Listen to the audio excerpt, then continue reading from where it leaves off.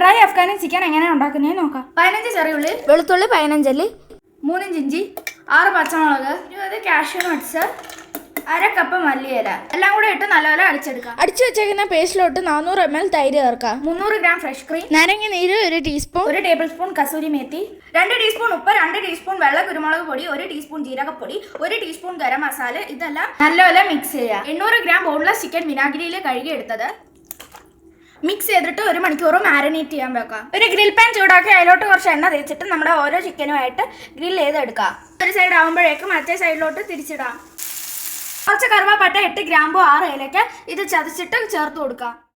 പേസ്റ്റിന്റെ ബാക്കി ഇതിലോട്ട് ചേർത്ത് കൊടുക്കാം. ചിക്കൻ കുറച്ചായിട്ട് ചേർത്ത് കൊടുക്കാം. 2 സവാള 1/2 ടീസ്പൂൺ ഉപ്പ് ചേർത്ത് വറുത്തെടുക്കാം. തണുത്തിട്ട് മിക്സിയിൽ പേസ്റ്റ് ആക്കാം. ഉള്ളിന്റെ പേസ്റ്റ് ചേർത്ത് കൊടുക്കാം. ഇത് നല്ലപോലെ ഇളക്കണം. Butter 1 table spoon, kasuri methi ചേർത്ത് കൊടുക്കാം. 1 ടീസ്പൂൺ പഞ്ചസാരയും കൂടെ ചേർത്ത് കൊടുക്കാം.